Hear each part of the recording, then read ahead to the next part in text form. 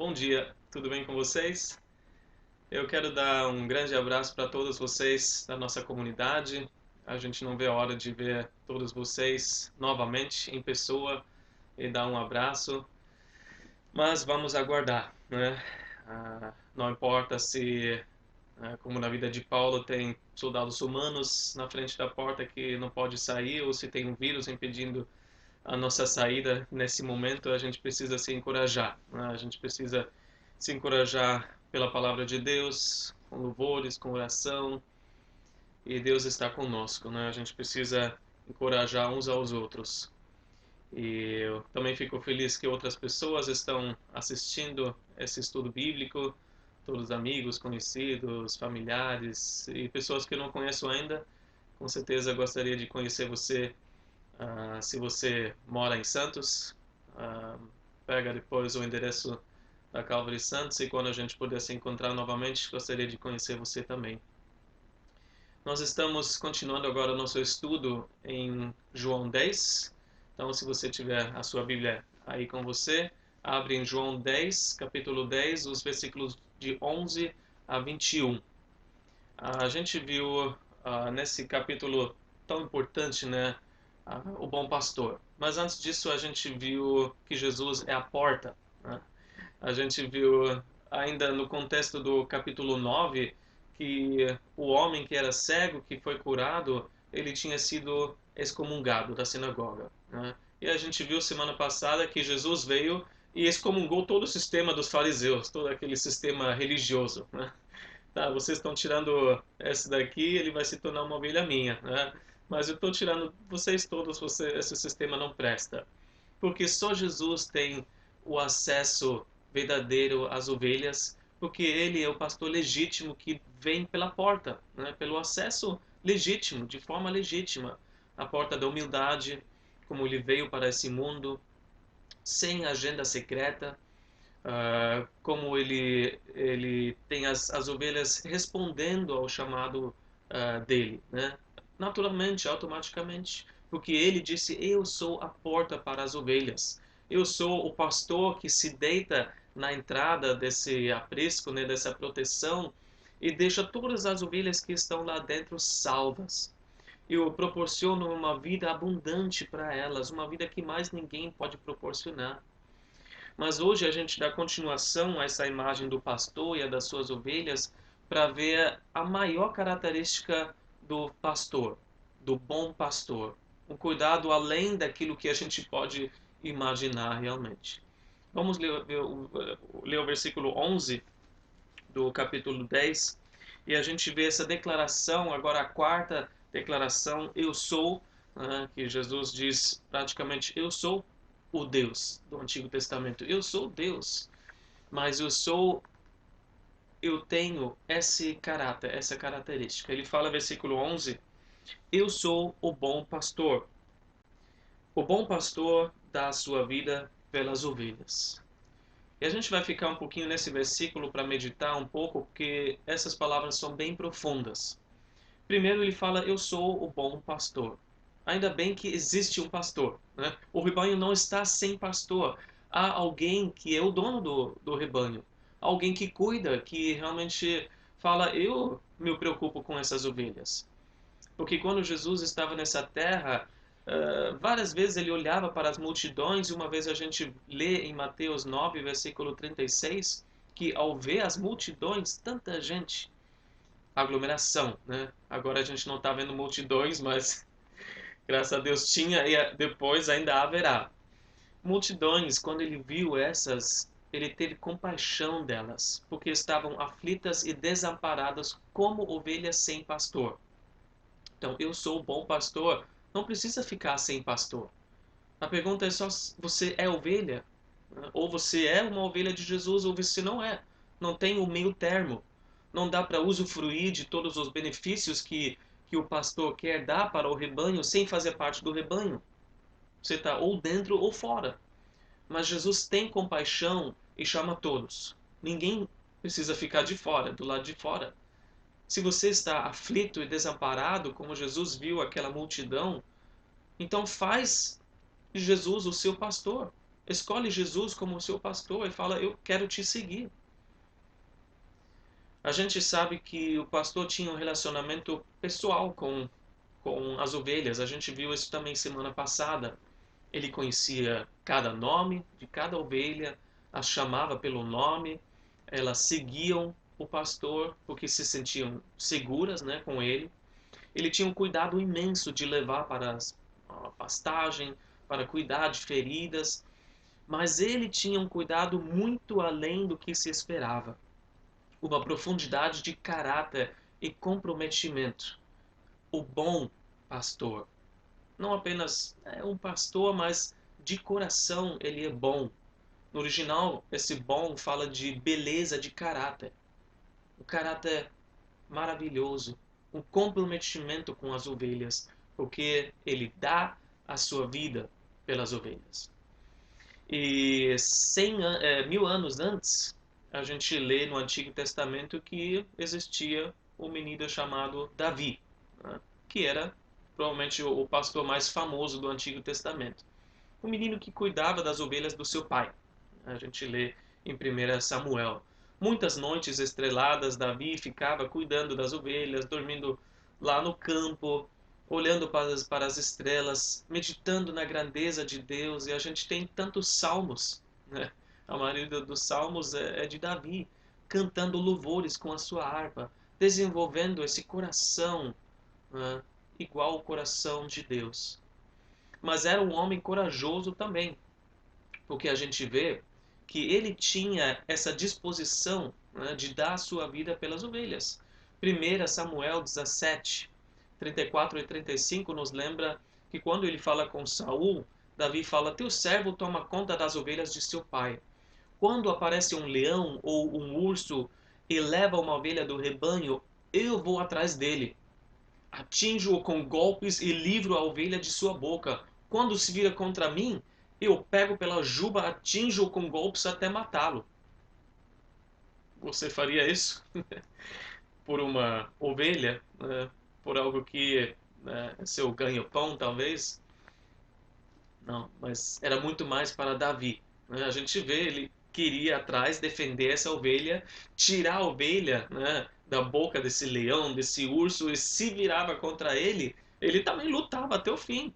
Davi estava pronto para dar a sua vida pelas ovelhas, e isso se torna tão claro quando em 1 Samuel 17 a gente vê ele levando comida para os irmãos que estavam na linha de batalha, e ele viu o desafio do inimigo, que era uma batalha de substitutos, né, de dois homens para poupar o resto do exército, né, de cada lado. Era o homem mais forte de Israel contra o homem mais forte, o melhor guerreiro dos filisteus. Davi viu isso e falou, eu estou pronto para dar a minha vida em favor da nação, que é o rebanho de Deus. E ele foi, lutou e ganhou essa batalha pela fé em Deus. A gente lê em 1 Samuel 17:45 que Davi confrontou Golias falando, você vem contra mim com espada, com lança e com dardo, mas eu vou contra você em nome do Senhor dos Exércitos, o Deus dos exércitos de Israel, a quem você desafiou.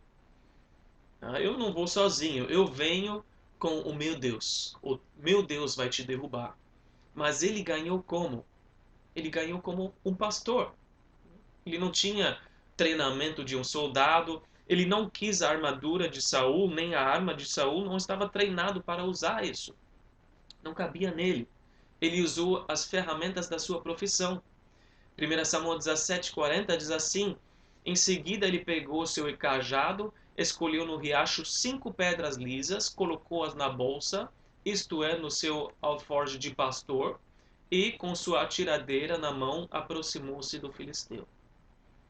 Como pastor, ele avançou, ele confrontou o inimigo. E o resto é história, a gente conhece. É óbvio que Davi representa Jesus como o bom pastor e Golias representa Satanás. E Davi era chamado, sim, o homem segundo o coração de Deus. Existem muitas ideias por que isso será ou seria, mas eu creio que com certeza um dos motivos é porque ele tinha o coração de Deus que Jesus tinha em dar a sua vida pelas ovelhas. O bom pastor, ele era como um bom pastor. Ele estava pronto para dar a sua vida. Agora a gente lê aqui no versículo 11: eu sou o bom pastor que dá a sua vida pelas ovelhas. Não estou apenas na teoria pronto para fazer isso, mas eu vou fazer isso. Jesus de fato deu a sua vida para as ovelhas. Ele não estava apenas pronto para isso, ele sabia que a vitória custava a sua própria vida. Esse era o plano desde o começo, desde antes da fundação do mundo. Como a profecia disse em Gênesis 3, foi ferido no calcanhar, mas ele deu a sua vida como bom pastor e assim esmagou a cabeça da serpente. Esse é um fato incrível que todos os escritores do Novo Testamento lembram. O tamanho amor que morre por outros, que morre pelas nossas vidas. João disse isso, Apocalipse 1, versículo 5. Ele que nos ama e nos libertou dos nossos pecados por meio do seu sangue. Ele se entregou porque nos ama. Paulo, obviamente, falando várias vezes, Efésios 5:2, por exemplo, vivam em amor, como também Cristo nos amou e se entregou por nós como oferta e sacrifício de aroma agradável a Deus. Ele nos amou e se entregou. Jesus mesmo disse, não tem amor maior. João 15:13, ninguém tem maior amor do que aquele que dá a sua vida pelos seus amigos. Maior amor não existe. E às vezes a gente pode pensar, quem morreria por mim? Quem daria a sua vida para que eu pudesse continuar a viver em uma situação, um perigo? E antes da gente pensar demais, às vezes eu penso, será que tem alguém? Não tem ninguém que vai morrer por mim, Vai dar a sua vida por mim? Quem sou eu? A gente pode responder logo, Jesus. Quem morreria por você? Jesus morreu por você. Romanos 5, 7 e 8 diz, dificilmente haverá alguém que morra por um justo. Ah, ainda bem. Pelo homem, bom, talvez alguém tenha coragem de morrer. Talvez, bom, eu não sou isso assim, Mas Deus demonstra seu amor por nós. Cristo morreu em nosso favor quando ainda éramos pecadores. Ainda bem que ele não olhou e procurando pessoas boas, pessoas justas, pessoas maravilhosas que realmente vale a pena morrer por essa vida, porque essa vida vai mudar o mundo completamente e não sei o quê. Talvez sim, mas talvez você simplesmente viva a sua vida fiel a Deus, no seu trabalho, na sua família, mas você é pecador, não merece alguém dar a sua vida por você, mas Jesus deu. Jesus deu. Mas se a gente pensar por quem eu morreria, por quem eu tomaria uma bala, por exemplo. Vou proteger essa pessoa, vou julgar o meu corpo diante dessa pessoa para salvar a vida dela. Quem seriam? Talvez os pais, talvez o cônjuge, talvez os filhos. Talvez no momento a gente faria isso, no instinto.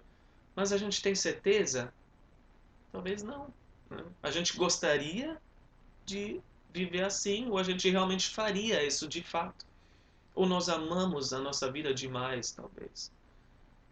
Às vezes a gente vive muito desconectado, das pessoas, um baixo nível de comprometimento. Talvez até um receio de amar e se dar completamente, porque no final pode custar a nossa vida. Mas isso que Jesus nos mostrou como exemplo. E essa é a aplicação para nós também, porque todo mundo conhece João 3,16, mas vocês lembram o que 1 João 3,16 diz? Ali João escreveu, nisto conhecemos o que é amor. Jesus Cristo deu a sua vida por nós. Amém, o que a gente falou. Ele continua falando, e devemos dar a nossa vida por nossos irmãos. Essa é a aplicação. O bom pastor deu a sua vida por nós, e nós devemos dar a nossa vida pelos nossos irmãos. Como a gente dá a nossa vida? E dificilmente a gente vai morrer pelo outro, A gente vai se julgar na frente para pegar a bala. Mas como nós morremos? Nós precisamos morrer a cada dia para nós mesmos, para nossa carne, para o nosso orgulho, para poder considerar os outros superiores a nós, para poder abençoar os outros de coração com o nosso melhor, não apenas as sobras, né? Porque a gente é até craque para dar sobras, né? Para Deus, para os outros, a sobra do tempo, a sobra das forças, a sobra do nosso serviço, do nosso talento, dos nossos recursos. O melhor fica para nós. Mas Jesus falou: ah, o melhor não vai ficar para mim. Eu dou a minha vida toda, eu dou tudo. Muito ao contrário, o assalariado, versículos de 12 a 13. Vamos ler? O assalariado não é o pastor a quem as ovelhas pertencem. Assim, quando vê que o lobo vem, abandona as ovelhas e foge. Então, o lobo ataca o rebanho e o dispersa. Ele foge porque é assalariado e não se importa com as ovelhas. Importante a gente ver total contrário do pastor e assalariado. Por quê? Ele não é o dono do rebanho. Ele nem pastor de verdade é. Ele cuida das ovelhas, mas por outro motivo. Para ele só um trabalho. O meu ganha-pão, vou ganhar dinheiro com isso. Mas não se importa com as ovelhas. E essa atitude fica bem evidente quando o trabalho fica difícil, né? Enquanto cuidar das ovelhas é fácil, traz um certo conforto, não falta nada, não tem problema. Mas quando o perigo vem, quando a dificuldade aparece, aí a coisa muda, né? Ah, ao ver o lobo, diz aqui. Ao ver o lobo de longe, lá de longe, pensando, ih, tá chegando aqui perto. Acho que vai querer pegar uma das minhas ovelhas. E eu não ganho para isso, não. Não vale a pena dar a minha vida para as ovelhas. Ele abandona as ovelhas e foge. Ele não entrega a sua própria vida. Ele entrega facilmente a vida das ovelhas, sem pensar duas vezes. Pode pegar, pode pegar. Pega umas 5, mas me deixa em paz. Esse resultado é triste, né?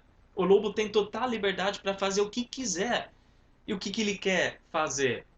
Se a gente vê, né, o lobo representando o inimigo da nossa alma, Satanás. O que ele vem? Ele vem atacar, dispersar. Você já viu um predador avançando para um rebanho de ovelhas? O que acontece? As ovelhas tentam fugir, mas é uma confusão total. Uma para um lado, outra para o outro lado. E aí, o que o lobo, o predador, tenta fazer? Pegar a ovelha mais fraca e mata ela, come ela. Uma pequena observação só, não precisa nem de um perigo tão grave para alguém, né, abrir a mão desse chamado, né, desse serviço, desse rebanho. Não precisa muito. Muitas pessoas já fogem quando se trata de limpar a sujeira. Quem quer trocar a fralda? Ah, eu não quero sujar a minha mão, não. E esses são, infelizmente, os assalariados de hoje. Os líderes que se chamam pastores, né? Os líderes que não têm um motivo puro e sincero no coração. Até podem querer cuidar do rebanho, mas o interesse não é apenas o bem-estar e o crescimento das ovelhas. Eles são muito mais interessados em dinheiro, poder, a carreira deles, reconhecimento. E eles precisam das ovelhas para se autopromover, para alcançar as suas ambições egoístas. Então, no final, não cuidam, mas tosquiam, extorquem, exploram as ovelhas ao invés de cuidar. Por exemplo, esses falsos pastores assalariados, eles demandam o dinheiro das ovelhas, né? Mas quando realmente se trata de cuidar da ovelha com um problema real que ela enfrenta, tô fora, eu não quero cuidar da ovelha assim. Se vangloriam do tamanho, né, do rebanho, da igreja que tem diante de outros, mas não querem saber de cuidar de ovelhas quando realmente precisam. Fogem do aconselhamento, né, um tempo de crise, uma separação, uma perda de trabalho e tudo mais. E numa escala um pouco menor, e infelizmente mais frequente, também existe que a ovelha acaba servindo apenas para fazer o ministério funcionar. O que eu quero dizer com isso? As ovelhas não são importantes por si só. Elas são vistas como potencial para avançar e fazer crescer a igreja, aquele ministério. Então elas são descartáveis. Né? Enquanto servem como potencial, está dando certo, né? Esse ministério está decolando, tudo bem, mas quando não serve mais para esse propósito, elas se tornam descartáveis, são trocadas facilmente, uma vez que não servem mais.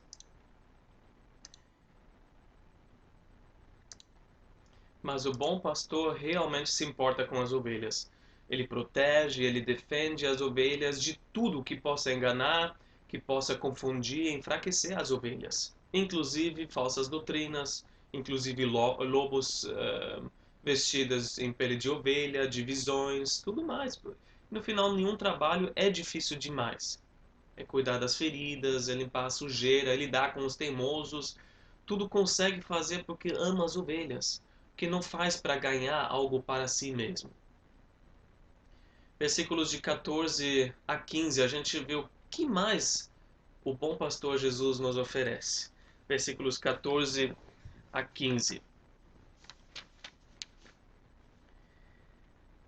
Eu sou o bom pastor.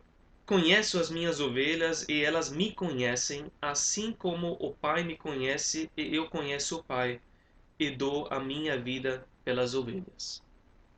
Jesus conhece muito bem as suas ovelhas. Ele conhece porque pertencem a Ele. Isso é bem consolador. Nós pertencemos a Ele. Ele fala, minhas ovelhas. Eu sou a ovelha do Senhor. Ele nos comprou com o seu sangue. E por isso ele zela tanto por nós. Nós somos o tesouro pessoal dele, a qual ele atribui grande valor. Se você perguntar qual o valor da minha vida, Jesus deu a sua vida por você. Esse é o valor que ele dá. E ao mesmo tempo as ovelhas conhecem ele. Conhecem porque têm um relacionamento pessoal com ele. Conhecem a sua voz, conhecem o seu amor, conhecem o seu comprometimento. E pensando em algumas igrejas hoje, eu acho triste que algumas ovelhas nem conhecem o pastor que Deus colocou ali. Porque esses pastores se colocam num pedestal, só aparecem no palco, mas não tem uma conversa pessoal. A ovelha nunca sabe quem essa pessoa realmente é, só aparece para dar a palavra e foge e some. Mas Jesus não, Jesus quer que a gente o conheça e quer nós conhecer. Não que ele não nos conheça, mas ele quer ter comunhão conosco. Jesus veio para trazer comunhão com ele. Ele quer compartilhar a sua vida conosco e ele quer que nós compartilhemos a nossa vida com ele. E uma pergunta importantíssima que a gente precisa se fazer, principalmente quando a gente percebe que a gente está se perdendo meio em coisas secundárias, é que Jesus morreu para que nós tenhamos comunhão com ele. Jesus morreu para ter comunhão comigo. E a pergunta é, eu estou tendo comunhão com ele? Eu vivo isso na minha vida, eu experimento isso na minha vida, eu gasto o meu tempo buscando a Deus em comunhão? Ou eu estou gastando o meu tempo com qualquer outra coisa? Jesus morreu para que nós tenhamos comunhão com ele. Que tipo de comunhão? Uma comunhão muito profunda. Várias vezes na palavra de Deus a gente vê a comparação desse relacionamento como a de noivo e noiva. Paulo, depois que ele fala sobre marido e mulher, em Efésios 5:32, ele fala: Este é um ministério profundo. Refiro-me, porém, a Cristo e à igreja. O rebanho é o seu pastor. Cântico 6, versículo 3 fala: Eu sou do meu amado e o meu amado é meu. Eu sou dele e ele é meu. Isso tem uma profundidade, uma riqueza de relacionamento, de comunhão. Mas Jesus traz isso para um nível, na verdade, mais profundo ainda. Porque ele fala no versículo 15, assim como o Pai me conhece e eu conheço o Pai. Isso é um nível que não tem nem palavras. Esse sempre foi o plano, que o relacionamento entre o pastor e as suas ovelhas seria assim como entre Jesus, o Filho, e Deus, o Pai. É isso que Jesus orou em João 17, versículo 21. Ele orou por nós, todos que ainda iriam crer depois dos seus discípulos naquele momento. Ele orou para que todos sejam um, Pai, como tu estás em mim e eu em ti, que eles também estejam em nós, para que o mundo creia que tu me enviaste. Jesus nos oferece uma comunhão tão profunda, a mesma comunhão que ele tem com o Pai. Isso não tem palavras, isso é algo que a gente precisa experimentar, que a gente precisa crescer cada vez mais. Mas além da comunhão, ele nos oferece união. Versículo 16. Tenho outras ovelhas que não são deste aprisco. É necessário que eu as conduza também. Elas ouvirão a minha voz e haverá um só rebanho e um só pastor. Jesus quebrou todas as barreiras que separaram as pessoas, de desunião. Ele não orou desejando que todos que creem nele fossem um só. Ele fala, então, outras ovelhas eu tenho. Não são só vocês, judeus. Tem outras ovelhas que não são desse aprisco. Quem são? Todos que não são judeus. Os gentios. Nós. Né? Nós que não somos judeus. Porque Jesus sabia que multidões fora da nação judaica iria crer nele. E não são ovelhas de segunda classe. São do mesmo rebanho. Efésios 2, versículo 14 diz: Pois ele é a nossa paz, o qual de ambos fez um e destruiu a barreira, o muro de inimizade. Havia esse muro separando judeus e gentios. E Jesus falou: Eu venho através da cruz, eu vou quebrar isso e fazer os dois um só. Jesus quer que nós sejamos um só. Ele morreu para que nós sejamos um só. Todas as ovelhas sendo do mesmo rebanho, gentios e judeus, mesmo que sejam tão diferentes, mas todos os gentios também. E infelizmente há tantas divisões no rebanho de Deus, no meio do corpo de Cristo. Mas ele trouxe essa união, ela é possível através da cruz. Comunhão com ele, união com ele e uns com os outros. Mas por alguma razão, o homem sempre consegue, através da carne, construir novas barreiras. Mas a união se estabelece e se reestabelece quando todos reconhecem uma coisa, que o primeiro passo, que existe um só pastor. Um só pastor, Jesus. Ele é o nosso líder, ele é o nosso supremo pastor. Todos os outros pastores que existem são pastores com P minúsculo. Né? Ele é o supremo pastor. E a gente precisa lembrar, junto com Paulo, em Efésios 4, versículos de 3 a 6, para lutar, para nos esforçar, para manter a união. Ele disse: façam todo o esforço para conservar a unidade do Espírito pelo vínculo da paz. Há um só corpo e um só Espírito, assim como a esperança para a qual vocês foram chamados é uma só. Há um só Senhor, uma só fé, um só batismo, um só Deus e Pai de todos, que é sobre todos, por meio de todos e em todos. Um só, um só, um só. Só tem um pastor. A gente precisa se esforçar para viver essa unidade, essa união que Jesus nos trouxe através da cruz, para a qual nós fomos chamados. É um só corpo, um só rebanho. Chega de brigas. A gente precisa se esforçar. É difícil às vezes? É difícil. Quando a gente vê divisões em todo o corpo de Cristo, mas muito mais quando a gente vê divisões numa denominação, no mesmo movimento, quebra o coração. E quanto mais o coração de Jesus. Jesus ainda fala que dando a sua vida, obviamente não seria o fim. Versículos de 17 a 18. Por isso é que meu Pai me ama, porque eu dou a minha vida para retomá-la. Ninguém a tira de mim, mas eu a dou por minha espontânea vontade. Tenho autoridade para dá-la e para retomá-la. Esta ordem recebi de meu Pai. A gente imagina o amor infinito entre Jesus e Deus o Pai. Mas com certeza um amor especial que a gente vê aqui, porque Jesus obedeceu até o fim. Ele se rendeu totalmente de acordo com o plano que Deus tinha. A ordem que eu recebi, ele disse. Eu segui passo por passo. O plano completo, porém, não acabou na cruz, não acabou no túmulo, porque Jesus ressuscitou. E, gente, essa morte foi uma morte tão nobre que Jesus não morreu como vítima, né? Não foi que, coitado, ele foi vítima das circunstâncias, da conspiração, do julgamento ilegal, coitado dele. Jesus não morreu contra a sua própria vontade. Ele se entregou. Ele tinha poder. Ele disse para descer da cruz, né? Para parar tudo isso na hora. Mas ele deu a sua vida de livre e espontânea vontade. Ninguém tinha poder sobre ele.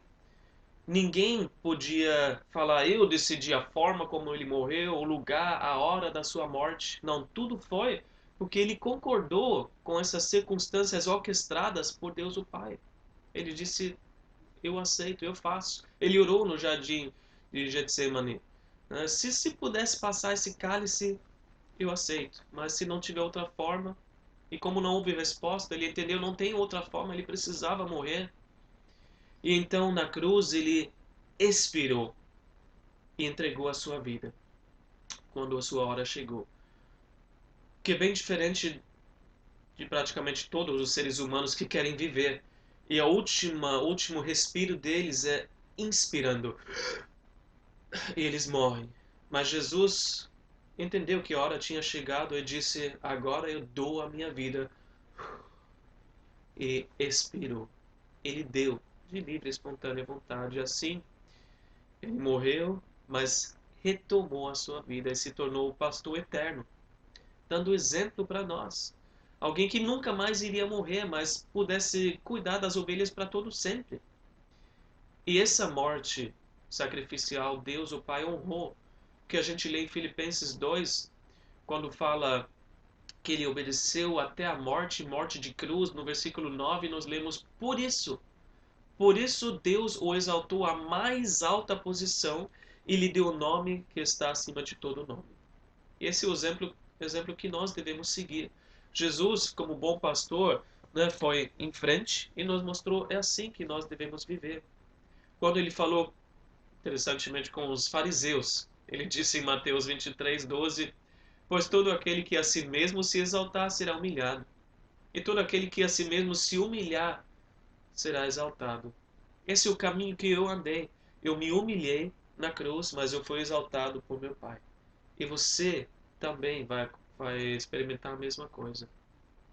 Se humilha debaixo da poderosa mão de Deus, porque Ele vai te levantar no tempo devido. E isso deixou a maioria dos judeus naquele momento loucos. Versículos de 19 a 21. E a gente termina com esses versículos. Diante dessas palavras, os judeus ficaram outra vez divididos. Muitos deles diziam, ele está endemoniado, enlouqueceu, porque ouvi-lo. Mas outros diziam, essas palavras não são de um endemoniado. Pode um demônio abrir os olhos dos cegos? Eles ficaram divididos outra vez. Primeira vez foi lá quando o cego tinha sido curado e eles ainda estavam debatendo, esse Jesus, ele curou no sábado, não pode ser de Deus. Mas por outro lado, ele curou o cego, isso nunca antes aconteceu, ele tem que ser de Deus. Não, Jesus é um pecador comum e mais nada. Mas como pecador pode fazer sinais miraculosos? No começo do capítulo 9, versículo 16, por lá. Então, de novo, agora eles estão falando: Jesus é de Deus ou não é de Deus? Não, ele é um endemoniado, ele não é de Deus. Não precisa nem dar ouvidos. Mas Jesus, quem é no final? É a maior prova do amor de Deus que ele mostrou na cruz. Infelizmente, sempre tem pessoas que não querem dar ouvidos.